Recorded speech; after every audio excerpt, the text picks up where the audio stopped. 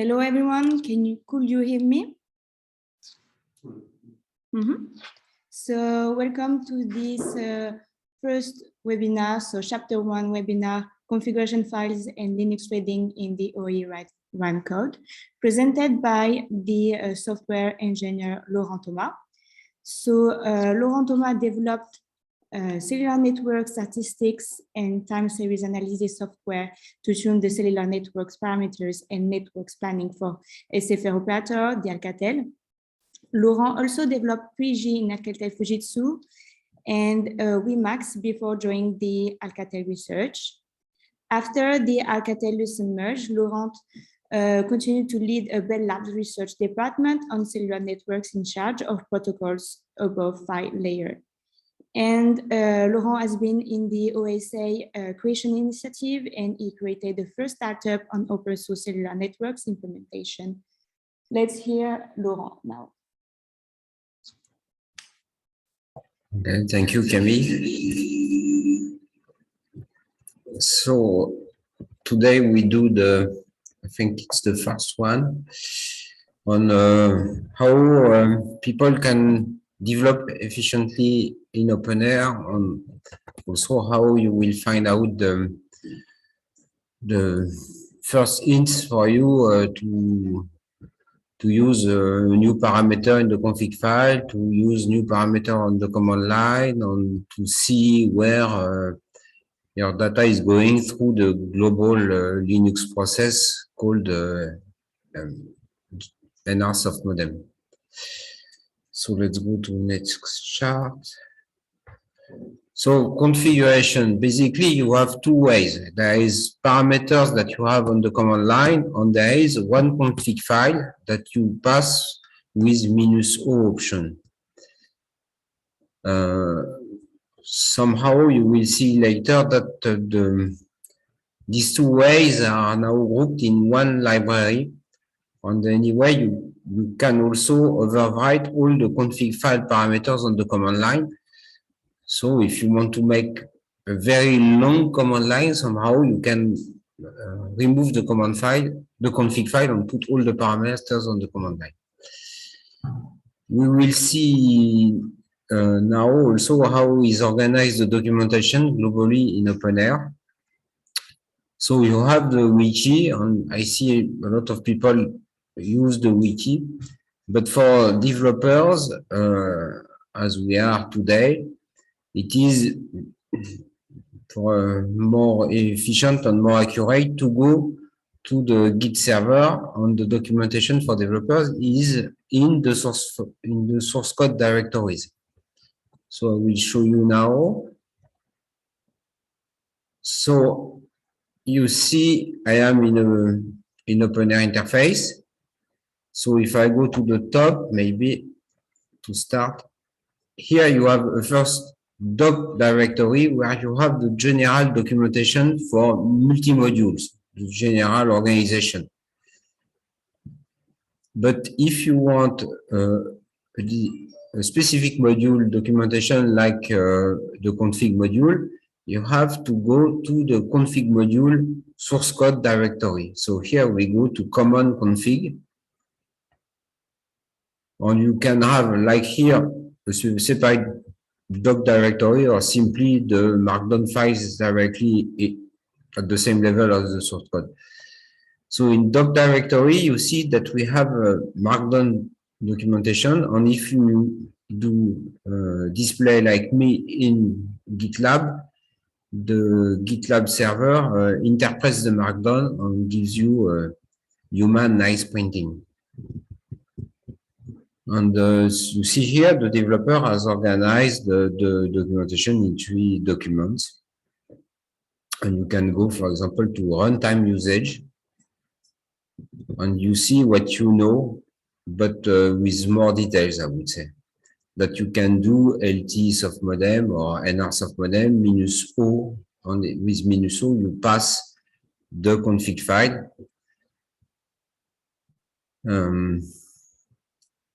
There you will see, I won't detail everything here, maybe because you can read the documentation, but there is more than what you use I will lay day to day. For example, there is a debug mode. Typically, today we don't use it, but if you put debug mode 5, you will see that the config module will explain you exactly how it passes the config file and how it interprets the parameters. The option -help is, would say, in any Linux-based project. So you have it here, and if you do -help, it will display the options you can put on the command line. So we are here for developers, and we will go more for developer documentation. So if we go to developer usage, you will see section explaining how to add a parameter, how to add an entire section in parameters on the API. I will go back to the slide maybe. So you see in the presentation, I have put extract of that documentation, so you can link the documentation with the today lecture. So the simplest to add a parameter is just to add a line in that structure. All the structures for command line and for config file are of that type, param_def_t. And you will see that in many places in OpenAIRE, there is that type and then an array. The array is describing the options available in a given section of the entire configuration tree. So here we are on command line, so we are simply at the top. And you just put a name, OPT1 here. We can see it later, but for example, when you do -sa, I don't know, whatever on the command line, it is simply directly the same name here. You have simply the same string without the --. The help string that will appear when you do -help is here. And if you put the same, and you should put, if you add parameters, a help string, please, you will see the string you put here. Then the parameter can be in a lot of types. And here in the following section, you will say how the parameter is managed. It can be simply like -sa, no parameter. It is just a flag, but most of them are using also values. And so you can define a default value. You can define where is going the value. So the simplest is just to define a global variable and to put the pointer to that global variable. And after you will have read the configuration, that variable will be set either with the default value, either with the value that the user has specified. So you have a list of types, and that's it, more or less. And after you have done that, the only thing you have to do in the code is to do config get, the name of the array, that is of type param_defs. You have to give the size of the array, whatever you want. This way is giving automatically the size of the array. And you can put so a subsection, but if you want just to read the parameters of the command line, you just put null. And that's it. By defining that array and calling that function, all your variables that are defined here will be populated automatically with the value from the user or from the default value you have defined in the source code. So it's, I would say, quite simple. Is there questions maybe? Okay. Okay, so as you are quite a lot, if you have questions, put them on the chat maybe, and I will repeat because there is quite a lot of people connected. And so we continue. So here I have put just a real example that is the beginning of the soft modem. You see that there is all the parameters, SA as I was speaking, do array to do random access, phi test if you want to be in phi test mode. And you see that it can be Boolean, it can be a string, it can be quite a lot of types. And so the NR soft modem starts by doing config get on that array. I have put only the beginning of the array. And all the variables here are populated automatically. We see that quite a lot of people use hash define to make a shorter name to their value. So if you look to TP config, you will see that it is in fact a hash define to a longer variable name.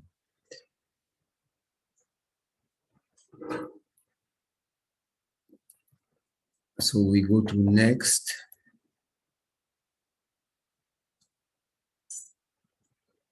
So you can also use, instead of simple variables, you can use structured data containers. And here I've put directly an example from the code also. You see that, for example, for channel list, it's more complex and you have a greater API than just config get call. And so you can also retrieve where is the parameter in your structure from a name, and then you can interpret in a more dynamic way the parameters you get from the config get call. I don't know if it is very useful to explain the example. Well, it's more dynamic, I would say. It's more advanced usage. So I will go to the next one. So config module by itself, after the command line, is the config file you pass with the option called -o. And when you use that, it loads a shared lib that is libparams.so.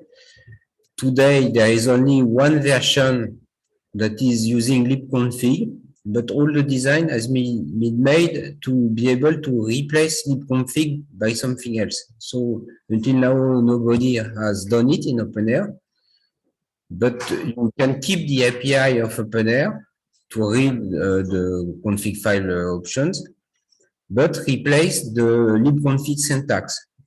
Today, all the config files are in libconfig. But if someone wants to write another shared lib that use, for example, JSON or XML or whatever, it is possible to do that without modifying the main code of OpenAir. You just have to write a new version of libparams.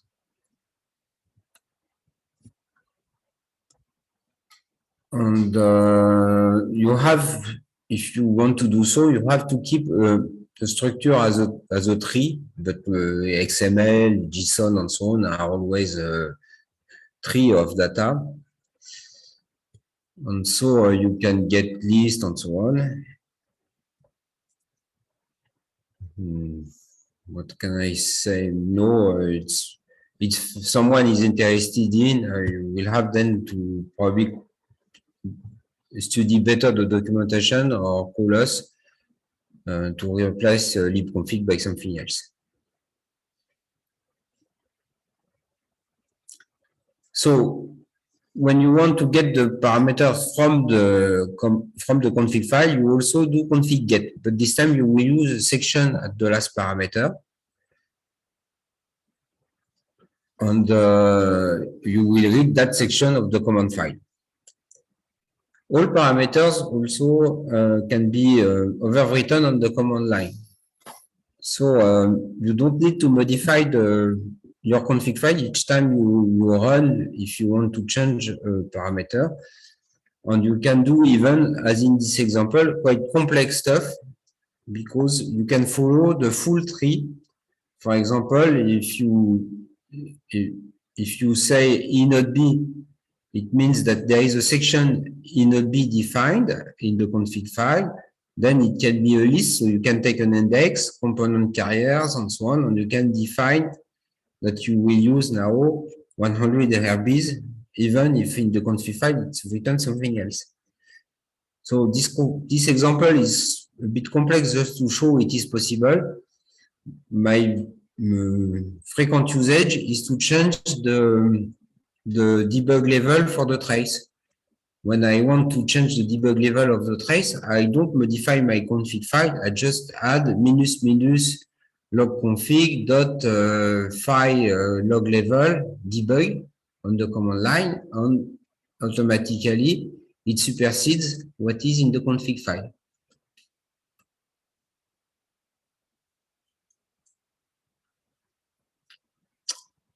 So the architecture to get back more for developers that would need to modify the config module by itself. So you have the top that is OAI API, and then inside it calls libconfig, that is would say legacy Linux configuration file syntax that we still use. And that is just, you see, an extract of the documentation you have in the Git server. And again, the reference for you is the Git server itself. And in arch.md, you have that graph.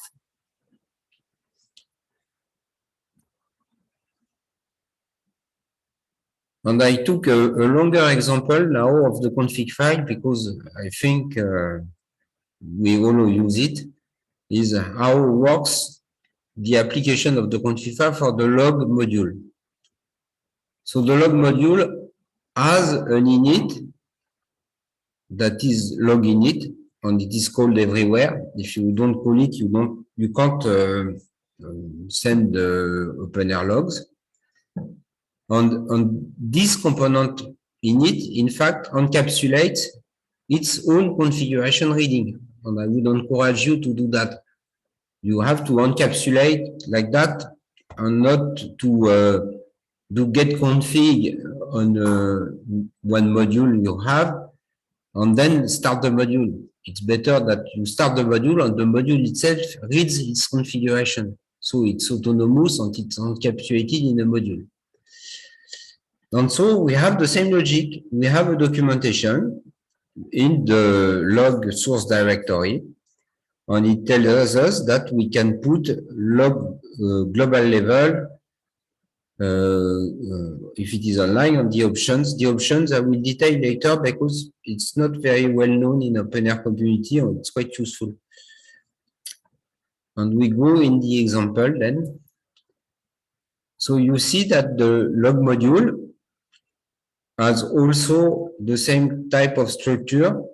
The paramdefs I've shown at the beginning, but applied to the log module.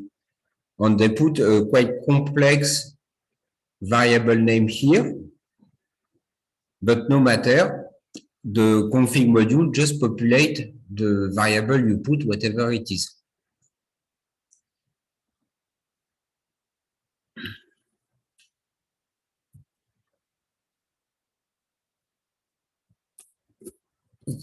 There is a more advanced usage in the log module, is that if you see what is the log module, there is a lot of software modules like PHY, NAS, RRC, and so on. So hard coding all that module log level directly in paramdef _t array would be not very flexible. So, in fact, it is just a normal C array. That the only mandatory thing is that each element of the array is of type param_def_t. So if you read in log.c, you will see an example where we build dynamically the parameter array. And so in log.c, you will see a way to generate dynamically at runtime a configuration description that you will load after with config get. And so the function that do that is log get config, and you will see that it builds the array of param_def_t that they call log params_level. They have their own maximum components, and they create the array in the code.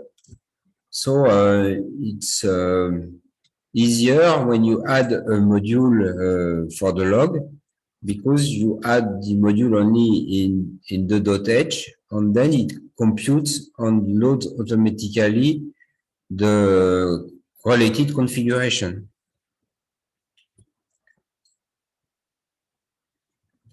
What you can see also in log module is that is what it does actually. If you take the standard config file opener, you will see quite a lot of case where it's written something log verbosity, like file_log verbosity.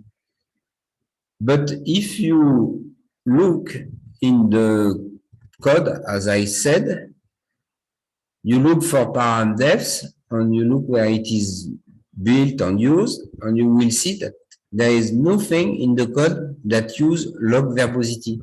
So these parameters, in fact, simply doesn't exist. It is in the config files of many people in the community, but it does nothing. There is no code behind. It is just something that someone has added, and then everybody has copied the file of this original author that I don't know, and so on. But it is completely a misusage. And instead, you should use log options that exist. On that, I was showing in the beginning that you can say no color. For example, if you save the log in a file, instead of displaying it on the screen, it's quite boring for, I think all of you have seen it, to have the escape sequences. And so you can remove the escape sequences for color by saying in log option, no color. You can say also that you want to see the level in text by putting level, because if you put no color, you probably want to know if it is debug level or error level. And you can add also some information like the thread ID or the thread name, actually, because in OpenAir we put proper thread names about all the threads. You can put the source line number, the function, and also the time the log occurred from the Linux epoch. And so log config is a typical example of usage of the config module. And so I see that there is no questions, so I continue. And I go directly to inter-thread communication. So the soft modem in OpenAir is composed of many threads, which are about something like 10 threads. And all that threads, of course, should communicate all together. So the most well-organized, I would say, thread-to-thread communication is called intertask interface. In the source code, you will see quite often ITTI. And that organize the communication between threads in a quite rigid and well-designed way, and we will see later how it does, but it is not the fastest way because it includes nice features. There's a question before going to interstrand communication. One example using options you take to on previous slide. Yes. So the question is, can you show one example of using options you told on the previous slide? Yes. So let's try. So if I go to my window and I do, sorry, I push the zoom on my screen because for me it's a bit hard to see. If I do LTE soft modem, okay, for example, here you see that I launch LTE soft modem -O, and then I put a file, and I put for me also one single option that is -D to see the scope, and I can, for example, do also -help.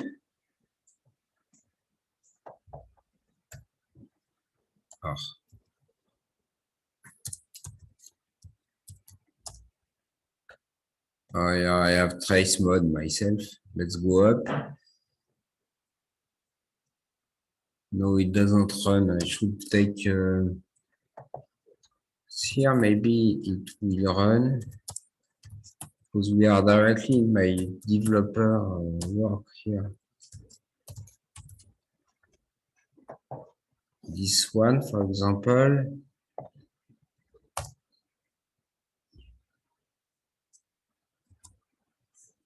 Okay. So here what you see, the process has started.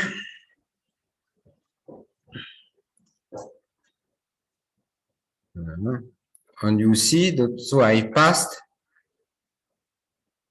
I launched the program, -O, again, I point to a configuration file, and then I have put here several options, like -- parallel config, -C, and -SA to do 5G standalone. And it's the way to launch the process. If you add -help, you will get help on the existing commands. And if we look at a config file, for example, this one,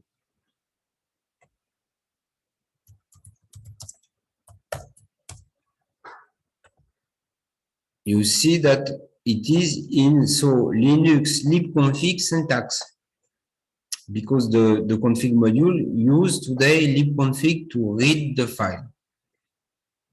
So you see, for example, here it's G-Node-B. In the example I put in the slide, it was an example in 4G, so it was called E-Node-B. And you see that there is G-Node-Bs, it is a list, and then there is blocks in, and all that blocks form a list, and you can index the list. And the guy in the example was saying E-Node-B square bracket 0 square bracket to say the first E-Node-B in the file.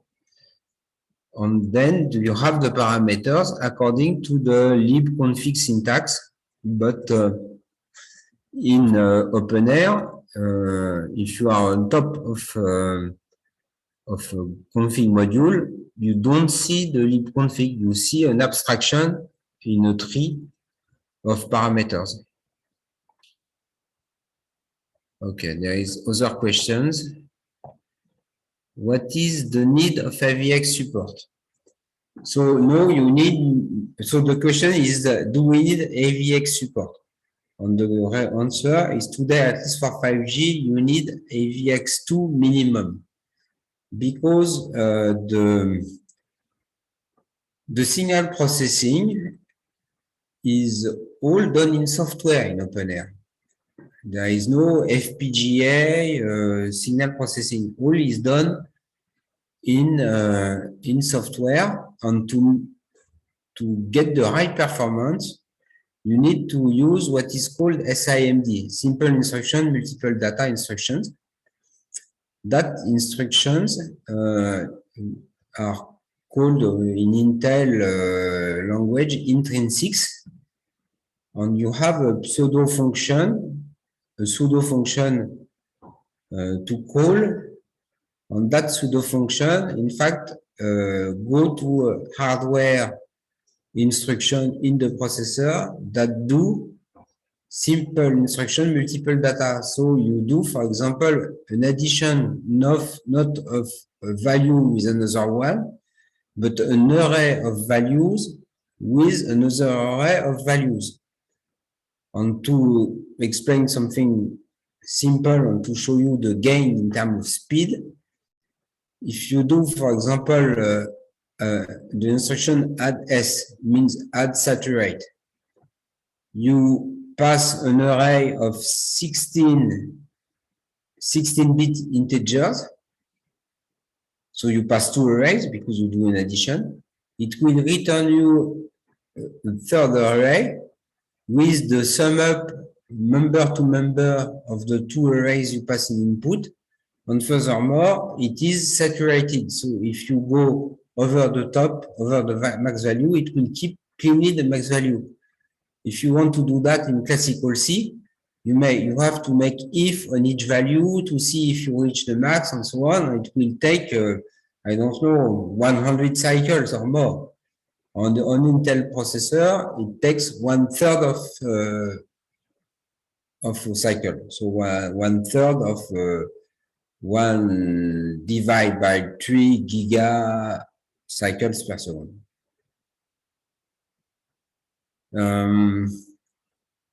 Second question, I want to run two USRPs in the same PC. How to change the configuration? Yes, so here, I hope there is no issue in OpenAir, but because I have not tried, but it's here.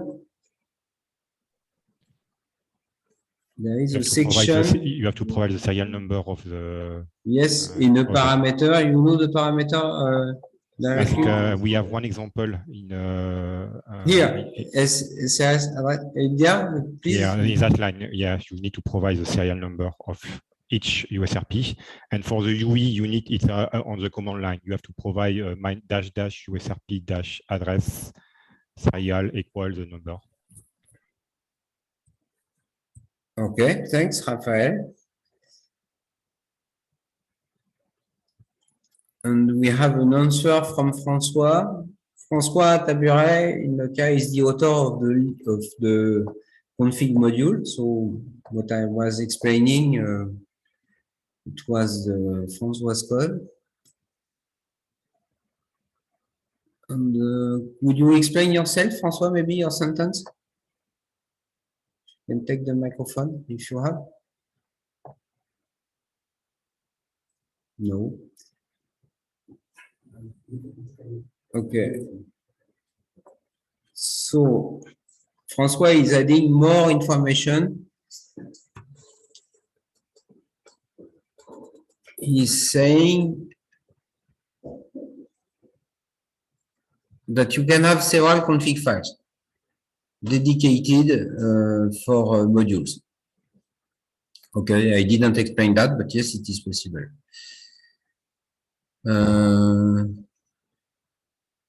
Okay, and Raphael, I've put some more detailed answers. So, is there any more question, or we go back to inter-thread communication?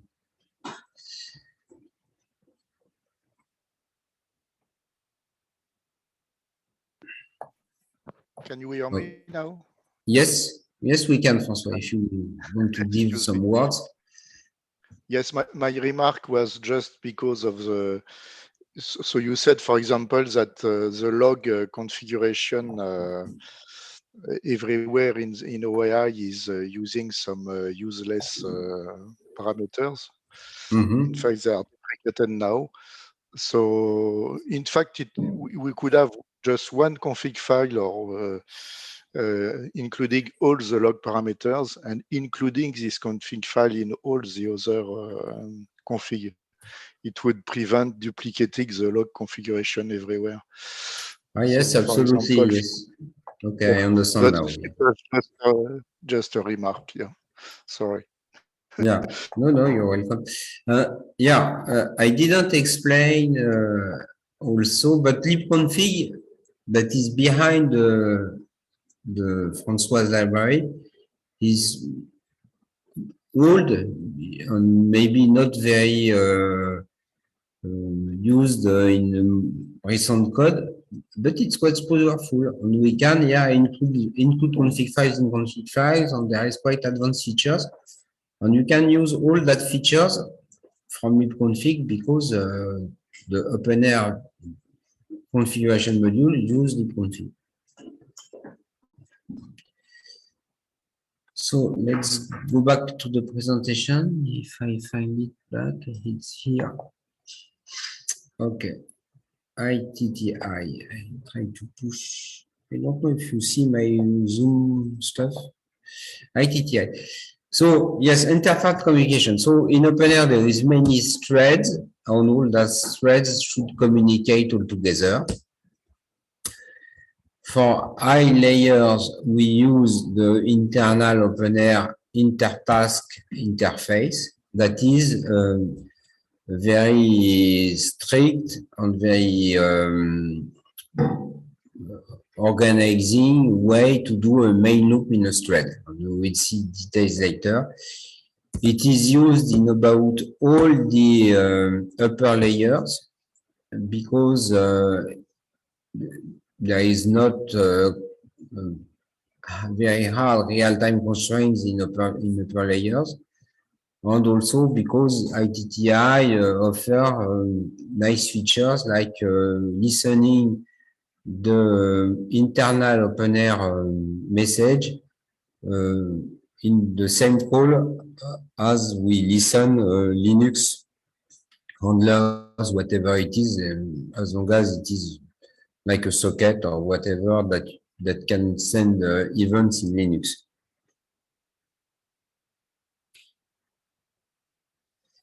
There is another question on the RU. So the question is, what does bonds square bracket 7? So it is the bonds you can use, and for now they have put only one bond that is 7. Again, it is libconfig syntax. There is good documentation on libconfig because it is quite widely used library. And we didn't put in OpenAir any, I should have said that there is no in OpenAir, no documentation on libconfig by itself, because libconfig, you will find the documentation on the web as any package that we have in Linux, there is the documentation offered with the package.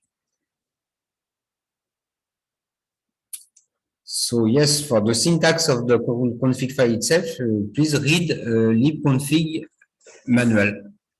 And it's not in OpenAir. So ITTI, okay. What we use also is one or several, but say one thread pool.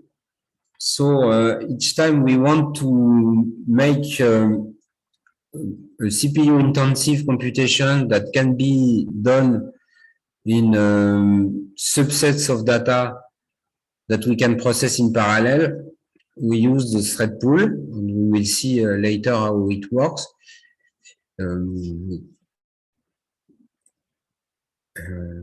And then there is quite a lot of ad hoc specific design for specific purpose.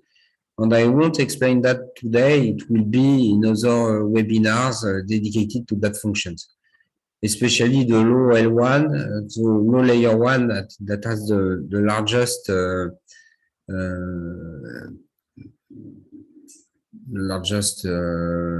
difficulty in terms of catching the real time. there is dedicated threads that communicate always by POSIX peace thread interface, but they call directly the POSIX peace threads instead of using the abstraction layers that are available in OpenAir. So we go to next. So ITTI. So the organization is static because it is to make one thread per big function like NGIP, S1AP, GTPU, and all that permanent high layer external world communication thread. And we need to make threads here because we don't want to have any impact on the real-time processing. So all the per layers are isolated from the file layer by inter-thread communication using ITTI. So the queues are all defined in the file I've put here, intertask interface.h. You will see that there is a long list of queues. We added recently a dynamic queue creation, but today nobody has used it. So all the queues you will see are created in a structure in that.h file. What is appreciated in the ITTI is also that you can, of course, have a blocking call to wait a message on the socket, on the ITTI queue, but you can add also the Linux sockets you need to listen at the same time, and you can add timers. So it's why, and we will see later, it's why it is a good framework to organize an entire thread based on events. The main drawback of ITTI is that as it can integrate Linux handlers, you have one system call, one EPOL each time you want to get messages. On that EPOL, we can save it if we are sure that we are communicating only thread to thread inside the same process. That's why we don't use it in very low layers. So an ITTI example. There is other questions? Oh, they are discussing, but I think it's okay. Raphael is answering on the chat on Robert. So ITTI example. So you will see this is example code that you will find in the documentation. But if you read the code, for example, I don't know, NGAP thread, you will see really about the same. So the thread is created on the entry function of the thread is what I have called a layer main. So as it is thread creation, it should follow POSIX peace threads interface. So it's void star. And so each of such thread start by initialization, and typically they will open the sockets to the external world, and they will read the config file for their own purpose. When they have read the config file and open their socket, they have to add, I didn't put details here, but you have details in the full documentation in the Git server. They add the sockets they want to the ITTI queue they are listening. And then they have only to enter a very classical event main loop with the while one or while true. They just have to do ITTI receive message. On that call, we block them, we block the thread until they have an event. So either a message on their ITTI queue either a timer that they have set that expire, or either a Linux handler that they have added to their ITTI stacks listening incoming event. And so then they have to parse the entries, and when it releases, when ITTI receive message release, you can have one or several message.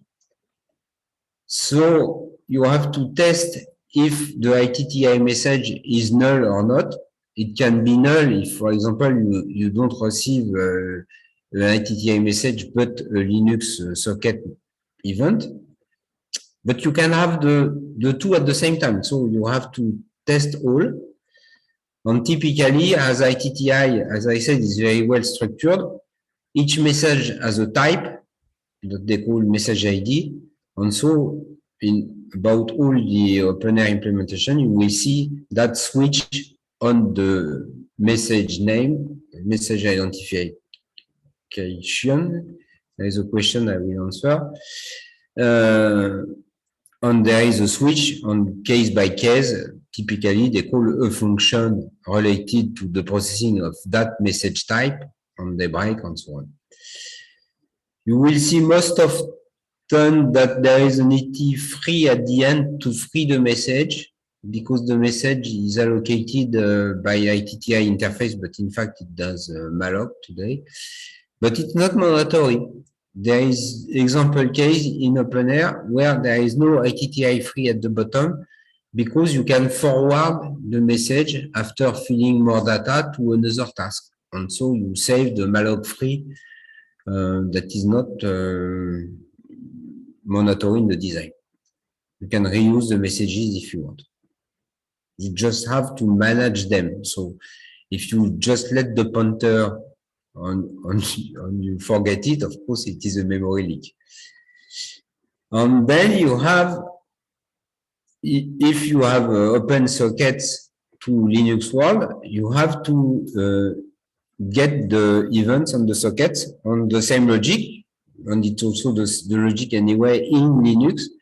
You can have in one call one or several sockets that have events. So you should process all the events on all the sockets. So question. Does ITTI have an API? Yes. So it is in the documentation. There is an API. Yeah, I've put an example with the main loop. So we see here, for example, ITTI receive message is part of the API, but there is a full description of ITTI. So we go to common utils, ITTI, and then there is a markdown, and you will see all the API definition, all the functions that exist, and what is the purpose of the function. An example on where it is used in 4G. We didn't put, we should update the documentation to put the 5G usage of ITTI. ITTI message, always in order. Yes, will be, so ITTI messages are always in order, and there is no message lost. No, yeah, the transmission is reliable, and we don't lose messages. It's also something, yeah, people have to pay attention. If you do implementation in low layer 1 with POSIX threads on what is called POSIX signals, you have to be very careful and read very well the POSIX API, because it's very tricky to not miss messages, or exactly to not miss signals. Okay, is there any other question for me? No, the other, the people discuss together, it's fine. I'm done with ITTI. Is there questions on ITTI? Or we go to the next? Okay, I think we can go to the next. Thread pool. So thread pool, it's a way also to do asynchronous work. With ITTI, we create threads and we delegate work to that thread, but it is more like an interface to the external world. Thread pool purpose is a bit different. Is at any time in the code, you have a CPU intensive work to do, and it is possible to separate it in your code into several subtasks that you can put on several cores, several physical cores. So typically in IT world, we see OpenMP that do about this job, or for the modern people, C++ primitives calls async and future values. So in C++, it is very well designed, but it is C++ complexity and it is not oriented to real time. And we will see that we did something more for real time. OpenMP, it is more general purpose stuff. And for me, I don't think people should use that. If you want to use something generic in software today, it's better to do C++ asynchronous calls. So in OpenAir, we have our own system with our own API, and so it is better for real time with more control of the hardware processor we have under.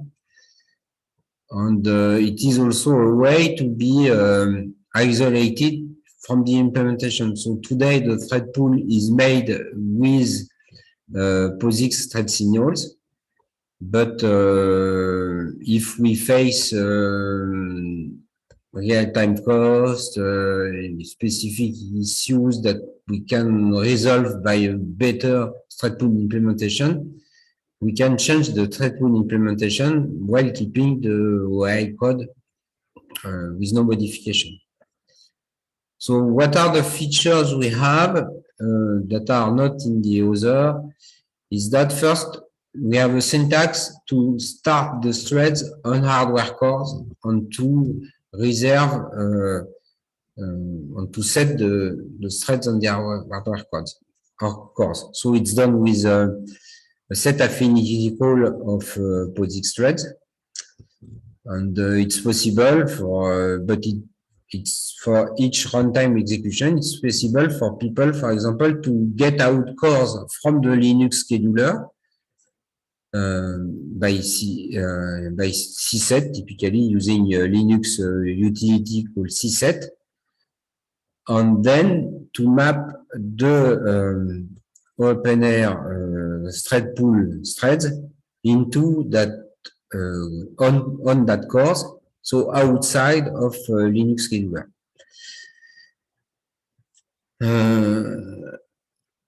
Today it is done with POSIX pthreads. The ideas for future is to use, so first it's relatively easy to use Futex. So Futex is anyway what is behind the POSIX pthreads in Linux. POSIX pthreads are running on many operating systems, but if you look at Linux source code, you will see that it uses Futex, and Futex is the system call in Linux. There is other ways. There is GCC intrinsics, for example, that do atomic operations directly on the hardware CPU you have. So for now, I think 99% of the users in OpenAir use Intel AMD instruction sets. Of course, we can call directly the CPU hardware, but GCC intrinsics helps you, and you can get atomic operations with same source code between ARM and Intel AMD. What I didn't say yes yet also is that in the thread pool, there is also a function that is, the parameter is n for no. And if you, at runtime, if you pass no to the thread pool, it will call all the functions in sequence, and it will disable all the parallelization automatically at runtime. And that's quite useful if you debug what you suspect as a race condition, or if simply you want to execute step by step your process with no real-time constraints, it's easier to start the thread pool in this mode, and so the function will be executed in sequence, and it's easier to follow the process and to see what is your bug in terms of source code logic, mathematical operation you did, or whatever. So questions. So I wonder, ITTN send message to task.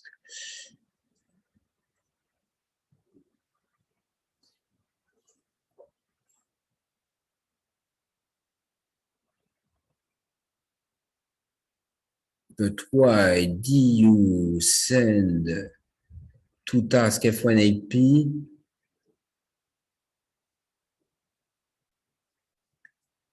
So I don't know exactly the answer to the question. What I can say is that task F1 AP is a typical thread using ITTI as I explained. For me, there is no ITTI task called task CUF1 or task DUF1. I don't think, we can verify, but I don't think in the code we never send ITTI message to that target. Let me verify now.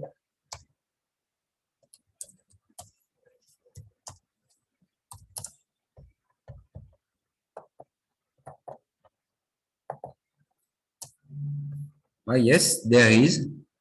Okay, so you're right. There is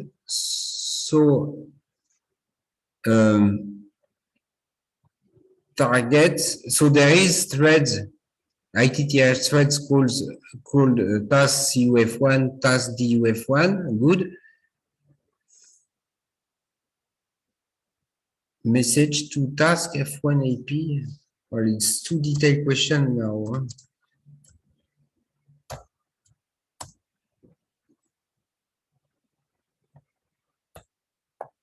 Huh? So task F1 APP is just a macro. Oh, it is just a macro. Okay. So here the code is common between 4G and 5G. But the ITTI message queues have different name because maybe at some point people will want to make one Linux process with both 4G and 5G code, like for NSA. So the task has different name in for 4G and 5G. And IPP task is the task for to manage the other tasks, to manage the application. And so they want to send a message to the management task, but they want to make only one source code for both case 4G and 5G.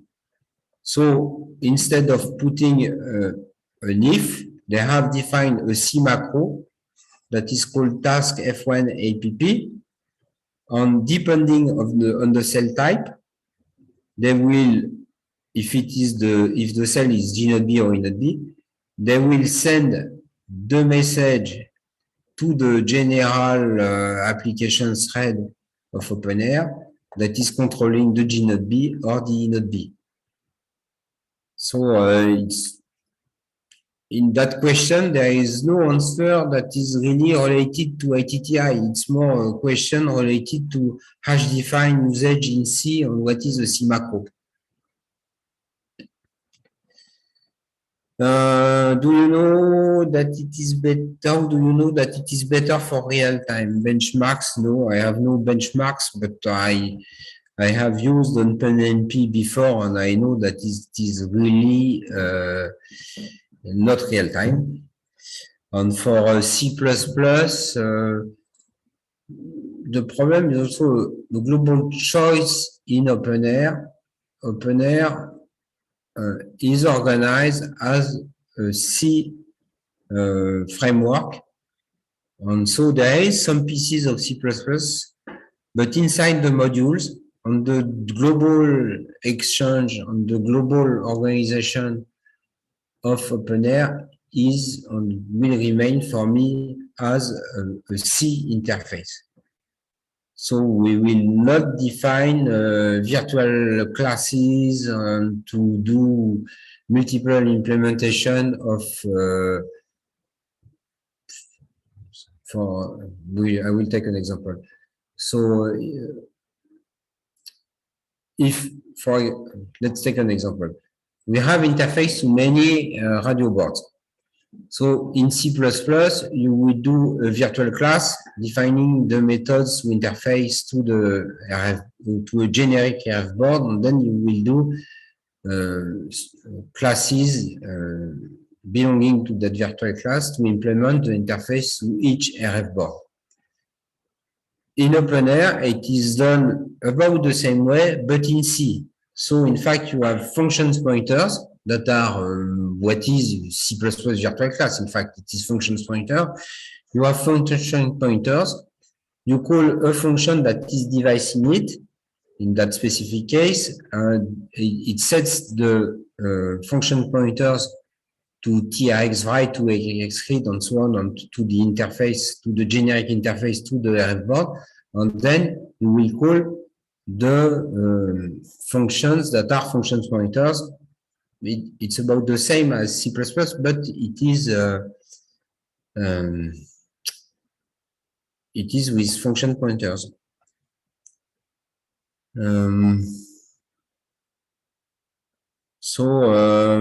Can you replace the thread pools easily to compare with other implementation? Yes, but I don't know another implementation that is really similar. I don't know a kind of thread pool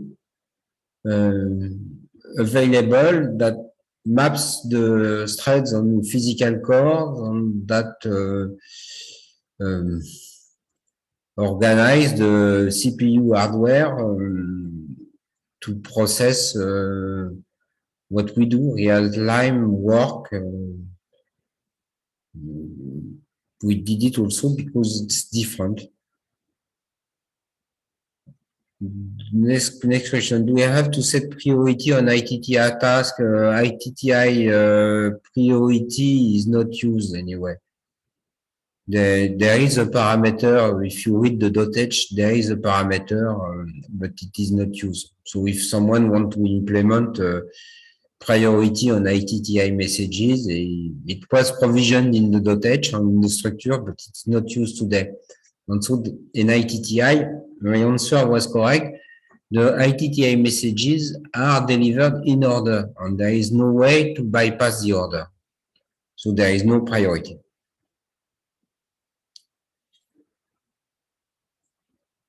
Which tool is useful for MAC layer change? That will be another webinar on the low layer interface.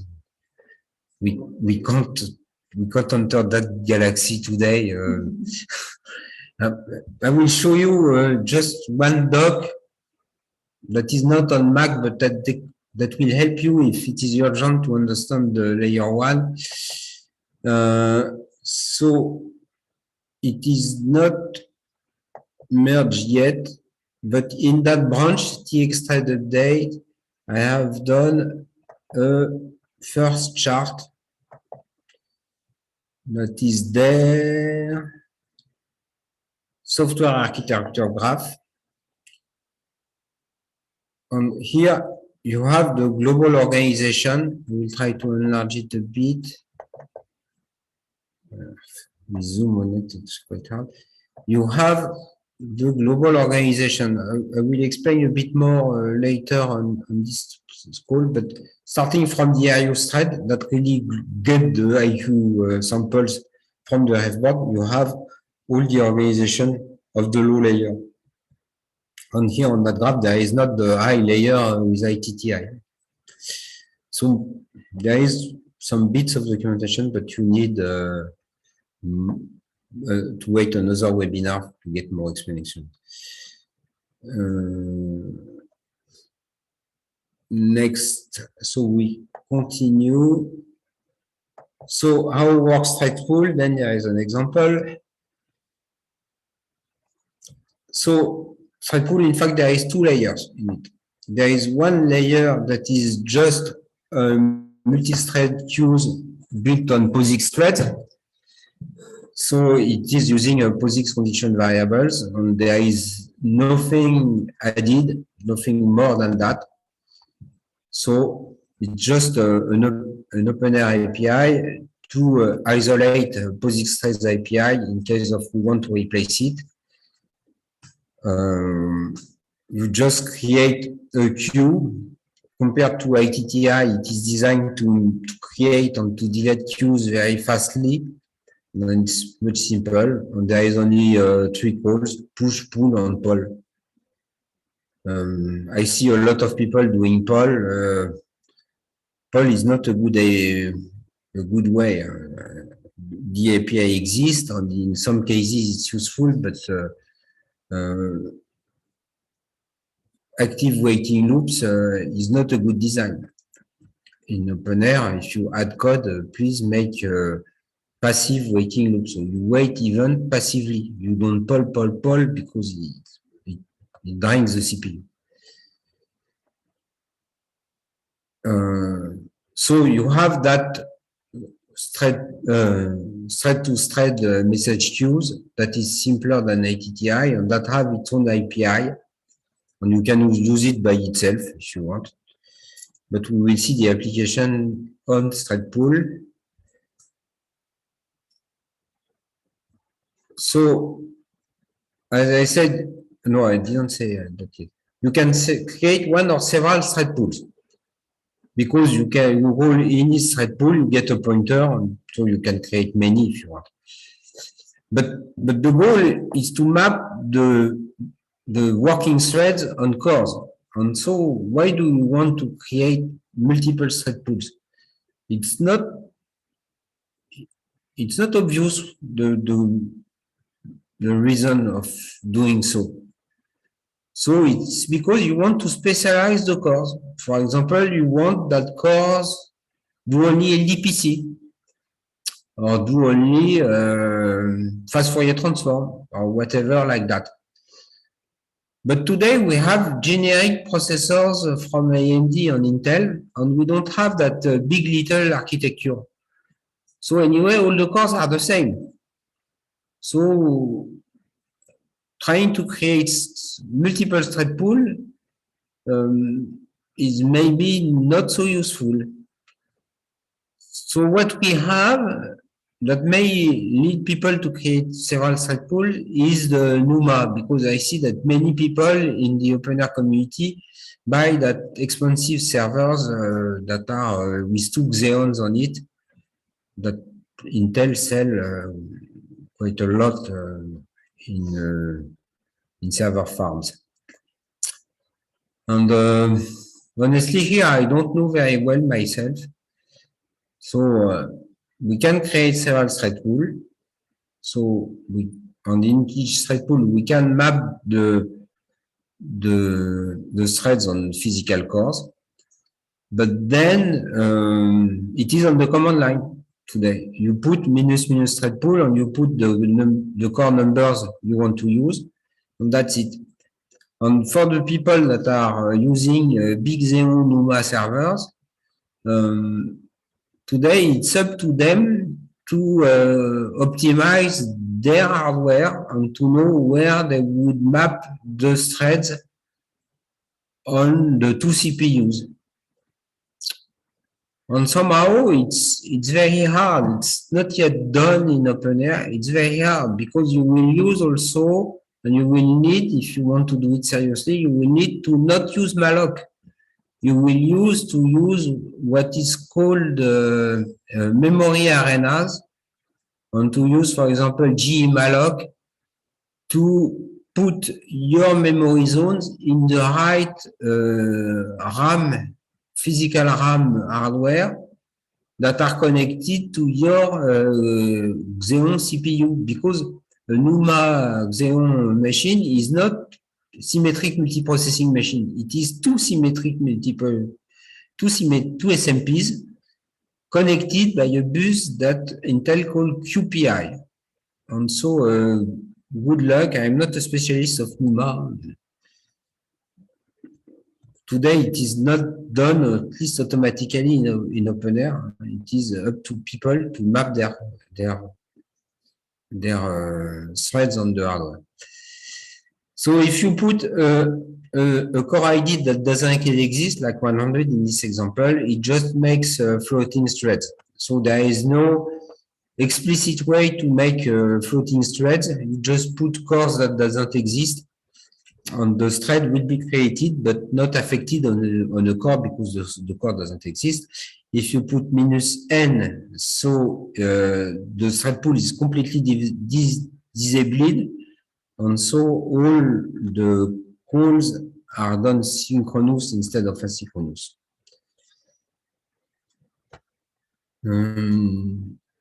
And you see thread pool typical usage is LDPC or turbo code, because it's really a canonical usage. LDPC or turbo code decoding is costing about 50% of the total cost of a soft modem that implement the GPP standard. And each time we receive a slot or a subframe, we have several called segments of data, and we have all that segments available in memory just after we decoded the beginning of the subframe of the slot or the slot. So it's really a kind of canonical usage. You can push on the thread pool all the segments you have for decoding, and depending only on the option you pass on the command line, it will use the cores you decided to use.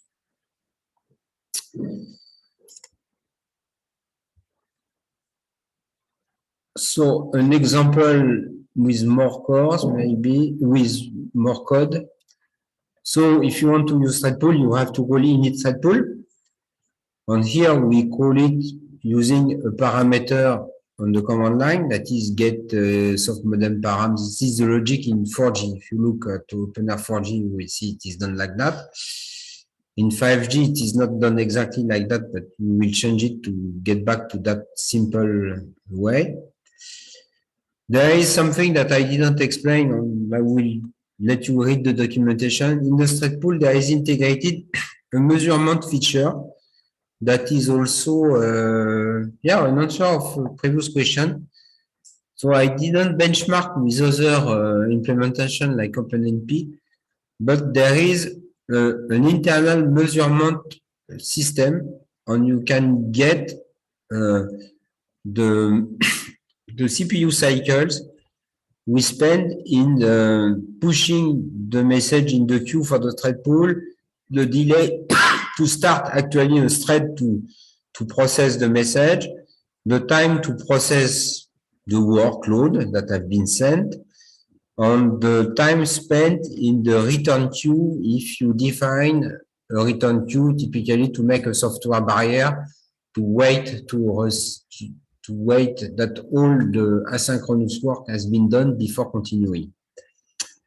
So the documentation exists, and we will get the direct CPU cycles from the hardware counter in the CPU hardware. can we assume that we reach comparable performance on both Intel i9 and Xeon's processor? As I said, i9 or i7 or whatever like that is relatively simple somewhere because it is a SMP, a symmetric multiprocessing machine. And all the RAMs are accessible of all the cores. You have to pay attention on the internal cache and so on, but it is done today in open source code and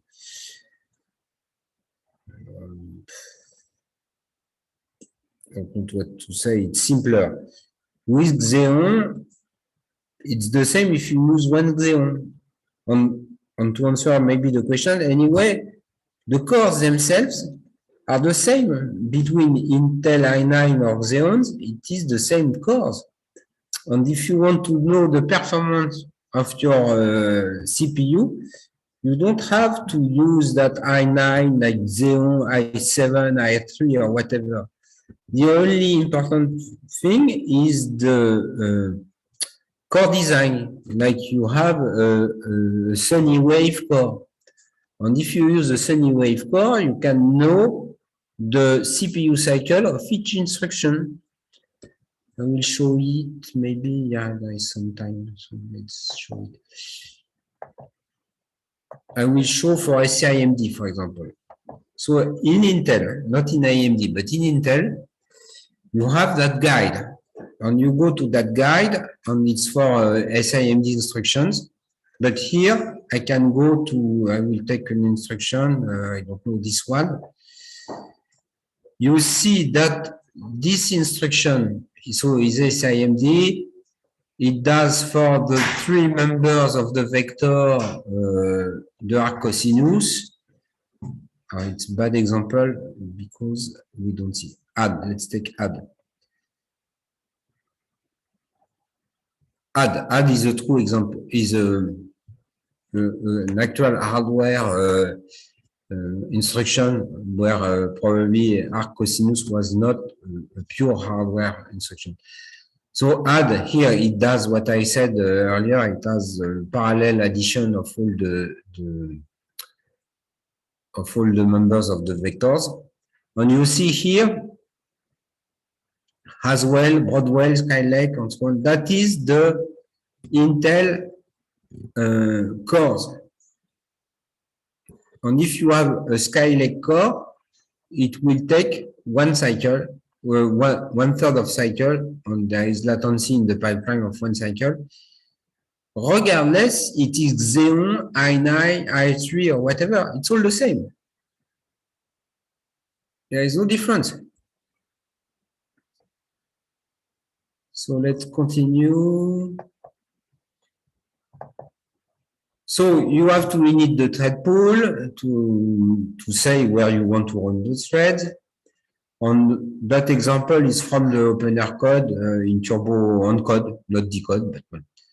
So we have n jobs, that is in fact the n segments we have to encode in one 4G subframe.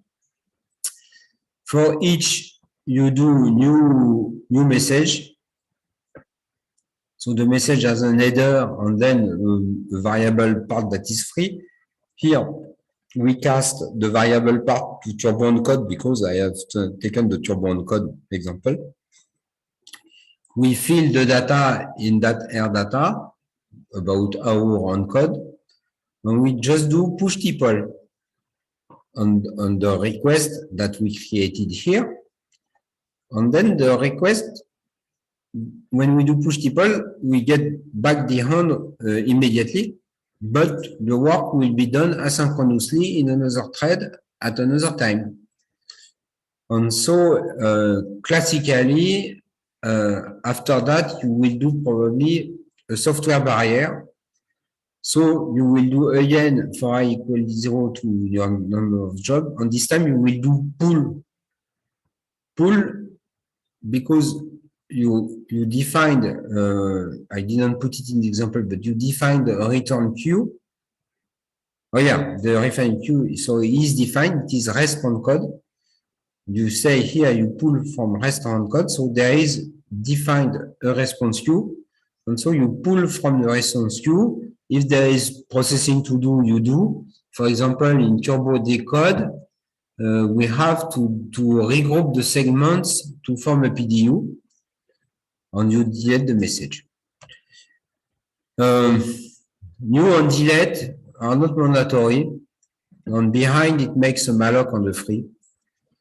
I saw many people that try to remove and to save that underlying malloc on free. Honestly, malloc on free is quite fast, and using a multi-thread stuff like thread pool or any means that involve a POSIX thread-to-thread communication is relatively slow, because you go back to potentially Linux scheduler that will reschedule all the machine. And so if you decide to use the thread pool, for me, it is relevant if your unitary work use more than typically 10 microseconds. And so malloc compared to that is much faster. So you can save, it's possible, you can save the new and the delete, but I don't think it will make any big difference. What you have to keep in mind is more that if you want to do asynchronous work on multi-thread, you have to think that there is a cost that is to go back to Linux scheduler. And I think I am almost done. Oh yeah, I have one last slide. So the other threads, as I said, I won't explain it today. Oh, it put everything in red. Okay, sorry. I just put one hint for you, is that the main entry point of the code for a newcomer that want to enter the code is called RUse thread. And if you go to RUse thread function, you will see the main loop that trigger everything in both gnode-b or inode-b. And after the initialization, you will see a while loop, an infinite loop on events. And the event, in fact, is inside the call to TRX read func. And TRX read func calls the driver of the RF board. And so that blocks your process until you have accumulated the IQ samples from the actual RF. And then it releases everything on the, for people that are coming in OpenAir, they are quite often a bit lost in that. Just go to RUse thread and see in GDB what do RUse thread, and you will see the main global loop that process step by step or subframe by subframe the incoming RF samples. Here I've shown the big graph. What we can note is that RLC PDCP has their own asynchronous thread also.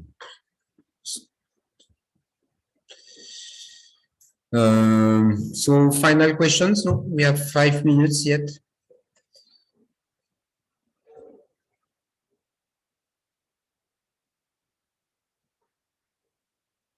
If no question, I can also let the floor to François, the author of the config module, if he wants to add something on the config module.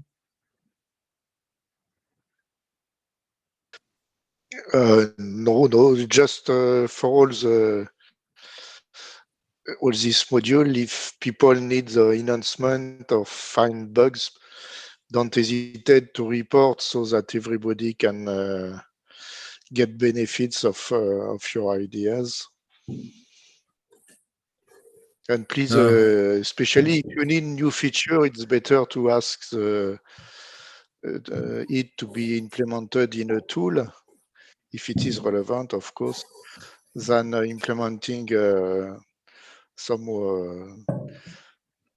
some bypass by yourself. So don't hesitate to ask new feature in this kind of module if you need it. Okay, thanks, François. I see a last question that is very relevant. Yes, but could you explain what are the existing parameters in the config file? Sorry. And then, yeah, it's a good question. I don't think in OpenAir there is, unfortunately, a documentation that explains all the radio parameters. In fact, especially the radio parameters. So I think that question is about radio parameters mainly. The radio parameters have name, and this name is relevant either reading the code, of course, but else for people that have knowledge of the 3GPP standard. Sorry, of the 3GPP standard. Oui, bonjour. Allô?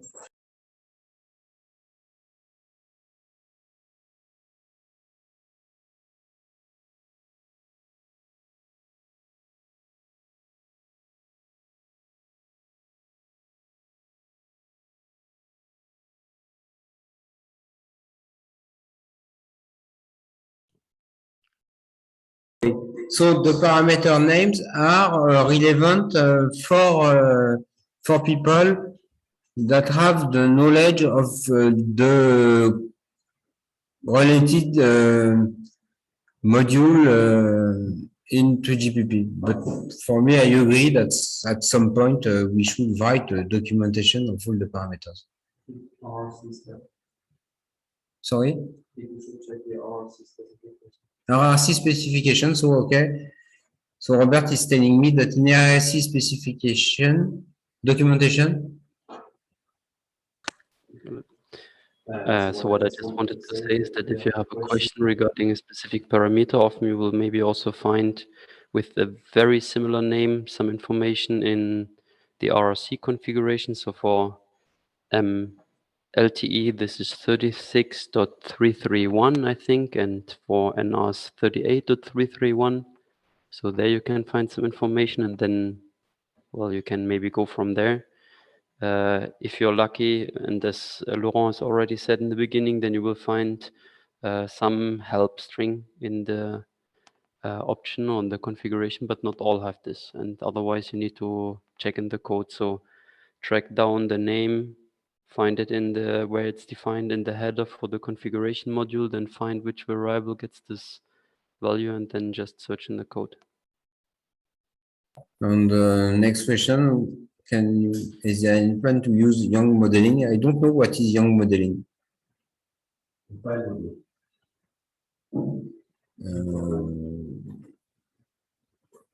Any plan to offload code to FPGAs? Yes, so for critical functions like today in 5G LDPC, so it's isolated. I didn't explain that, but that's another way also of modularity in OpenAir.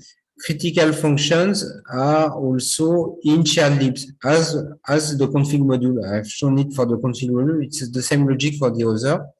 And especially for LDPC, there is a dedicated shared lib in Linux. And there is today several implementations. There is a normal Intel AMD. There is a CUDA one, and there is one that is, at least in the Git server, maybe not yet in develop, one that uses a board from Xilinx that is called T1. And for me, it's the way, if people want to do hardware accelerator usage, they will have to replace or to make a new version of the shared lib called ldpc.so.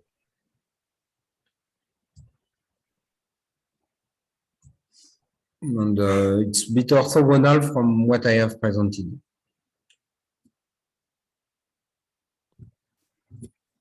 So if there is no more questions, we can close. We are on time.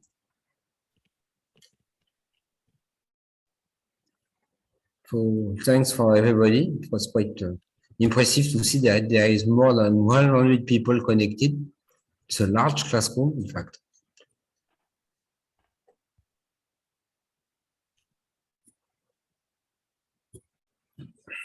Thank you very much, Laurent. I mean, Camille Okay. and Erhan, I think you can take the ball for the Okay. next one. Camille.